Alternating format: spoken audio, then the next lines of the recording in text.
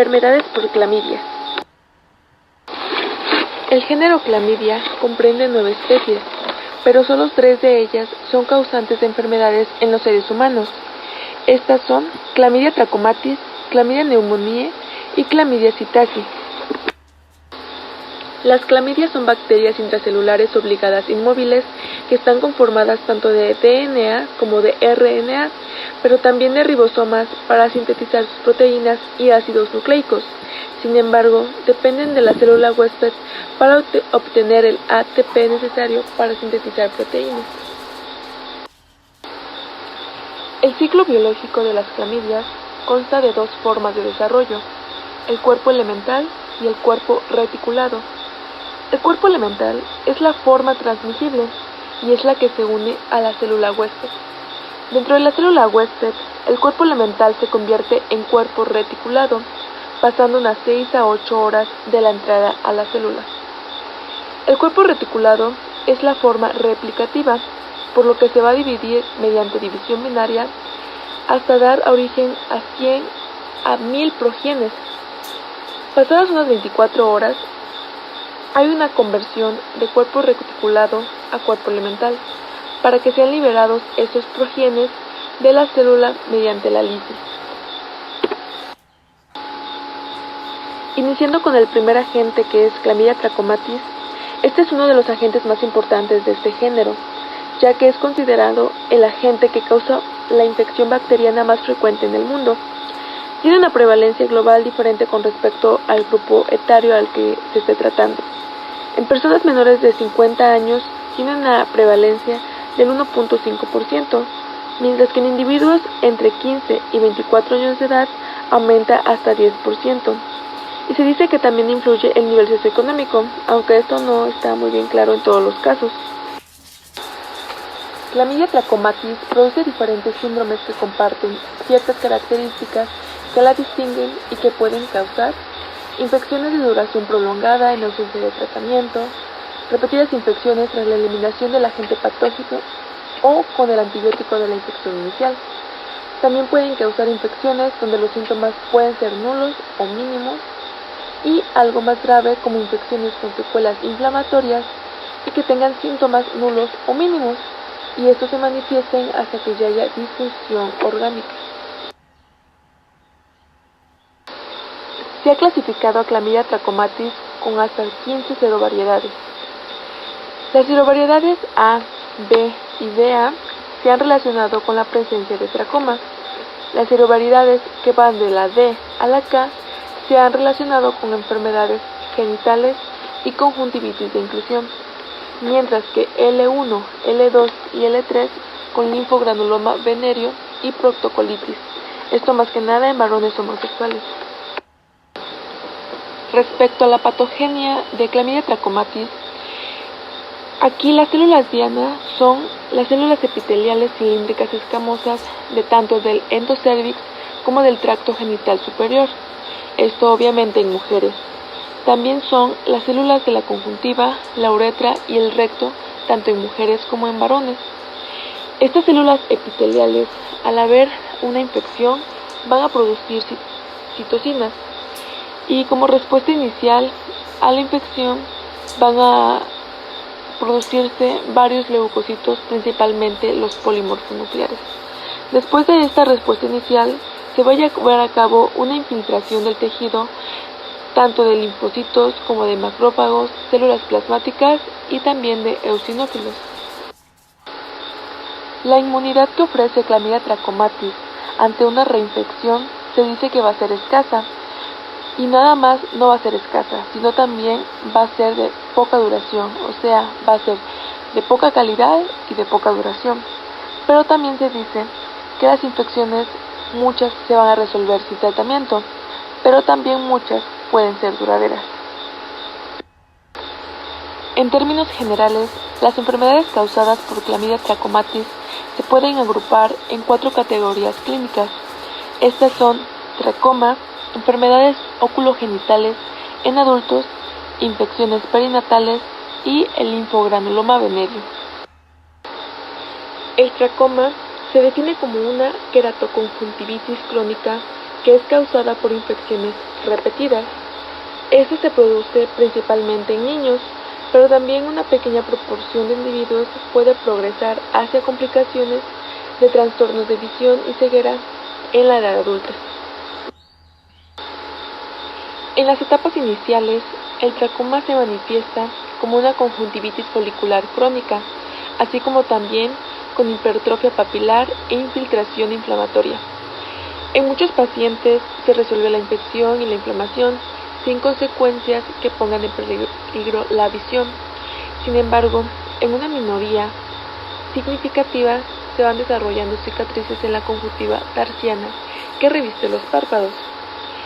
Esto va a llevar a una distorsión de los párpados que va a condicionar que las pestañas se curven hacia adentro, lo que se conoce como triquiasis, y produzca posteriormente ulceración, cicatrices y, lo más grave, una opacificación corneal. La transmisión se va a producir mediante contacto entre la mano y el ojo entre los niños y sus cuidadores, o también puede ser mediante el contacto con los pies de moscas que se alimentan de los exudados de los niños con conjuntivitis activa. Entonces, estos van a actuar como vectores mecánicos. Respecto al tratamiento, la OMS recomienda la administración farmacológica en masa en comunidades en las que más del 10% de los niños padecen tracomas foliculares. Los tratamientos en masa con acitromicina en comunidades cerradas indican que tanto la infección como la enfermedad activa experimentan una reducción que va de entre los 6 y 12 meses después del tratamiento, pero en las áreas donde se consideran hiperendémicas se necesita más tiempo, es decir, ciclos de tratamiento a lo largo de 3 a 5 años. La prevención se basa más que nada en evitar las secuelas que deja esta enfermedad. Uno de los puntos preventivos es la cirugía para la triquiasis, ya que esto evitará que se progrese la enfermedad hacia la opacidad corneal y la ceguera. Pero cabe destacar que hay una recurrencia del 20% al cabo del año en triquiasis y del 60% al cabo de 3 años. Otra de las enfermedades causadas por Clamidia trachomatis es la conjuntivitis de inclusión.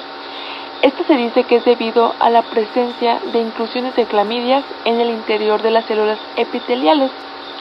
Esto se va a manifestar como una conjuntivitis folicular aguda, que como tal en los adultos se siente como una sensación de cuerpo extraño en el ojo.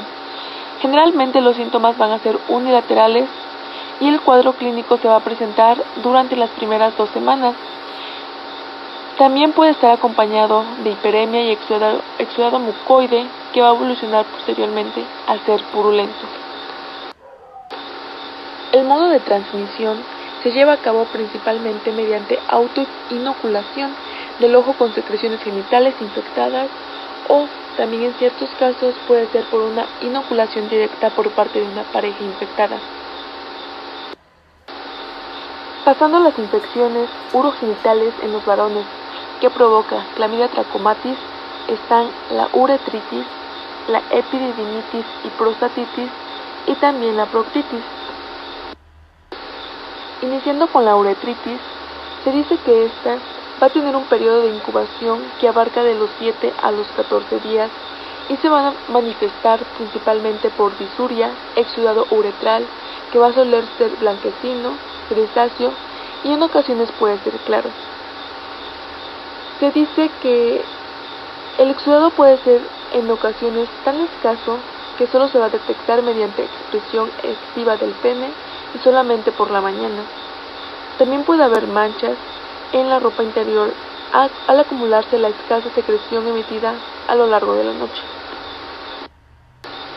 Por otra parte, la epididimitis se suele asociar a menudo con oligoespermia durante su fase aguda, y también se dice que hay presencia de dolor de reposo y la palpación del testículo, que se suele presentar de manera unilateral, hay hidrocele y tumefacción. También los pacientes pueden diferir que hay disuria, fiebre y en algunos casos pueden presentar escalofríos con temblores. Pasando a la proctitis, Esta se va a distinguir por tener manifestaciones como prurito, dolor anal y exudado rectal, que suele ser mucoso y que puede volverse al paso del tiempo mucopurulento. Pero también muchos pueden ser pacientes que estén asintomáticos. La infección se dice que se va a mantener en niveles superficiales, es decir, que solo se va a confinar en el recto. Respecto a las infecciones urogenitales en mujeres, las principales enfermedades que va a causar Clamidia trachomatis van a ser cervicitis y uretritis, enfermedad inflamatoria pélvica e infertilidad y embarazo ectópico. Se dice que solo una minoría de pacientes van a tener la presentación clásica de cervicitis mucopurulenta y la presencia de pus en el orificio cervical, así como el sangrado endocervical cuando se le pasa una torunda a través de dicho orificio, mientras que la uretritis va a estar caracterizado principalmente por disuria. También se dice que la presencia de el agente Clamidia trachomatis es un cofactor para que se potencie el virus del papiloma humano en el desarrollo de cáncer en el cervix. Una de las enfermedades más importantes en las mujeres de edad reproductiva es la enfermedad inflamatoria pélvica por las consecuencias que esta trae y que mencionaré más adelante. El prototipo es una mujer que llega al consultorio por dolor en el hemiabdomen inferior y dolor a la palpación tanto del cuello uterino como de útero y anexos que se lleva a cabo en la exploración física. Y bueno, ¿cuáles son esas consecuencias a largo plazo que se provocan en las mujeres, tanto si tienen una enfermedad subclínica o silente? Son infertilidad tubárica, embarazo ectópico y el síndrome de dolor pélvico crónico. Con base en el análisis clínico de todos los signos y síntomas que puede presentar el paciente, se va a llevar a cabo un diagnóstico etiológico para el posible tratamiento. Anteriormente, el cultivo celular era la prueba diagnóstica más utilizada, pero también ha salido lo que son las pruebas de amplificación de ácidos nucleicos, que tienen mayor especificidad que el cultivo celular. Respecto al tratamiento de infecciones tanto genitales como oculares en adultos, la doxiciclina es el tratamiento de mayor uso, a una dosis de 100 miligramos 2 veces al día durante 7 días por vía oral, pero también se ha implementado el uso de acitromicina en una sola dosis de 1 gramo, ya que esta tiene la ventaja que al ser una única dosis se evita el descontinuo del tratamiento. También hay alternativas como ofloxacino en dosis de 300 miligramos 2 veces al día durante 7 días y levofloxacino 500 miligramos una vez al día durante 7 días, pero esto tiene la ventaja, mejor dicho la desventaja, de que no pueden utilizarse en adolescentes menores de 18 años ni en mujeres embarazadas. Pasando a las infecciones perinatales, la conjuntivitis de inclusión neonatal es una patología que se va a llevar a cabo cuando un neonato, o más bien dicho recién nacido, pasa por el canal del parto que está infectado, o también puede ser de forma perinatal, es decir, que el neonato nace por cesárea y que es infectado por un cuidador que está infectado. El periodo de incubación suele ser de 5 a 12 días y se va a caracterizar porque hay secreción ocular acuosa, además de párpados que se van a encontrar inflamados, y la conjuntiva va a ser de tipo eritematosa y engrosada. Otra de las patologías es la neumonía del lactante. Esta se va a caracterizar porque se presenta antes de las 8 semanas de edad y se va a caracterizar por la presencia de obstrucción y de secreción nasal, además de taquipnea y tos. Se dice que la mayoría de los pacientes van a ser afebriles, pero unos también pueden ser moderadamente enfermos. Casi la mitad de los pacientes van a presentar o van a diferir los padres que hay antecedentes de conjuntivitis y también de alteraciones del oído medio. También puede haber presencia de episodios paroxísticos, donde hay tos que va a interferir con el sueño y la alimentación, por lo que el paciente se va a encontrar irritable. El tratamiento de elección, tanto para la conjuntivitis como para la neumonía neonatal, es la eritromicina por vía oral. La dosis son de 50 miligramos por kilogramo de peso dividido en 4 dosis durante 10 a 14 días. Se dice que el tratamiento tópico no se recomienda dado que puede agravar el cuadro. Las madres de los lactantes también tienen que tener un adecuado tratamiento al igual que sus parejas sexuales. La última patología que se lleva a cabo por la Chlamydia trachomatis es el linfogranuloma venérea. Este se considera una infección o enfermedad de transmisión sexual y que se encuentra conformado por 3 etapas. La primera etapa es en la que aparece una ampolla pequeña de tipo indolora y llena de líquido, ya sea en el pene o en la vagina. Pasadas unas 2 a 6 semanas después de que se apareció esa ampolla, se presenta la etapa secundaria, que se va a caracterizar por la presencia de ganglios inflamados, dolor en espalda y pelvis, y además por la formación de un tracto sinusal donde va a salir pus. La etapa terciaria se va a caracterizar porque esas úlceras se van a cerrar, pero los tractos sinusales van a persistir y van a volver a reaparecer después de un tiempo.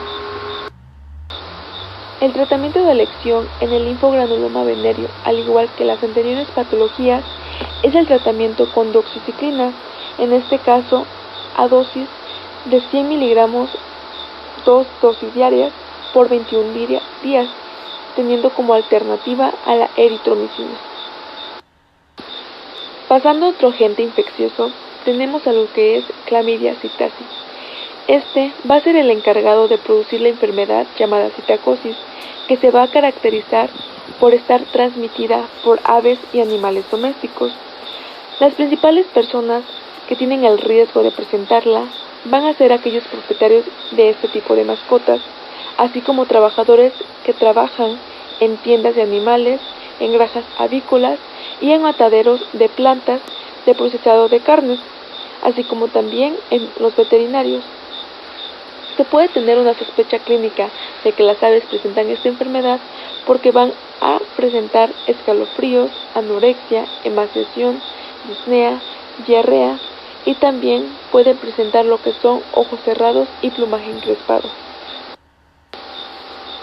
La infección se difunde principalmente por vía respiratoria o puede ser también por contacto directo o por aerosolación de secreciones, así como también por polvo infeccioso. Rara vez se puede contagiar la infección al picar el ave a una persona.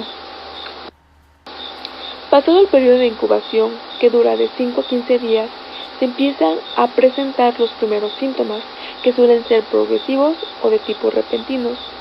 En general, la infección suele ser subclínica, pero otras veces puede asemejarse a un proceso vírico inespecífico, es decir, que puede haber presencia de fiebre y malestar general, o bien se puede asimilar a una infección por mononucleosis, donde va a haber fiebre, faringitis, hepatoesplenomegalia y la presencia de adenopatía. Cabe destacar que el pulmón es el órgano más afectado, por lo que va a haber la presencia de tos, disnea y otros diversos signos inespecíficos que se llevan a cabo en la auscultación o en la exploración física. También puede haber la presencia de hepatitis que se acompaña con ictericia y también la presencia de anemia, que es el resultado de una hemólisis o de una hemofagocitosis reactiva. Respecto a las alteraciones neurológicas, puede haber la presencia de parálisis del nervio facial, afectación cerebelosa, mielitis transversa, confusión, meningitis, encefalitis, entre otras. Y con respecto a las manifestaciones dermatológicas, pueden hacer presencia las manchas de Horder, que son erupciones maculopapulares rosadas y que se van a blanquear cuando hay una digitopresión, que puede ser en la cara o en el tronco. Después de haber hecho el diagnóstico clínico, se puede hacer el diagnóstico serológico, ya que no se recomienda hacer el diagnóstico mediante cultivo, ya que existe el riesgo de infección, por lo que la prueba de microinmunofluorescencia es la que presenta una mayor sensibilidad y una especialidad alta, por lo que suele ser la de elección. Con base a las pruebas de imagen existe lo que es la radiografía de tórax, donde hay en el aproximadamente 75% de los casos alteraciones, siendo la principal la consolidación en un solo lóbulo inferior. Con base al diagnóstico patológico hay ciertas características, como es la presencia de acumulación de exudado compuesto por células tanto mononucleares como leucocitos polimorfonucleares, aunque suelen ser pocos. También la presencia de eritrocitos, células epiteliales y fibrina. También se caracteriza por haber presencia de hiperplasia, proliferación y descamación de las células en el alveolo, que van a contener inclusiones intraplasmáticas basófilas. El tratamiento, igualmente de elección, va a ser la doxiciclina a dosis de 100 miligramos 2 veces diarias por vía oral, pero también se puede optar por la opción de clorhidrato de tetraciclina a dosis de 500 miligramos por vía oral 4 veces al día, en ciclos de 10 a 21 días. Es muy importante la prevención para evitar que se siga transmitiendo la enfermedad, por lo que al menos 45 días consecutivos las aves deben de ser tratadas con tetraciclina, clortetraciclina o doxiciclina. Pasando al último integrante del género Clamidia, está Clamidia pneumoniae. Este se va a caracterizar porque produce con frecuencia coinfecciones con otros microorganismos, principalmente con Streptococcus pneumoniae y Mycoplasma pneumoniae. Y es bien sabido que no se puede diferenciar de los infectados por un único microorganismo. Y cuando este no es el agente principal de la infección, puede alterar los mecanismos normales de eliminación, por lo que va a permitir que otros patógenos invadan al huésped, es decir, que va a influir en que otra enfermedad se propague. Respecto a las manifestaciones clínicas que provoca Clamidia pneumoniae, suelen ser infecciones respiratorias de tipo leves o incluso sintomáticas. Siendo más claro, se trata de una neumonía típica leve que se suele confundir o asociar a Mycoplasma pneumoniae, y se dice que esta neumonía suele ser indistinguible de otras neumonías desde el punto de vista clínico.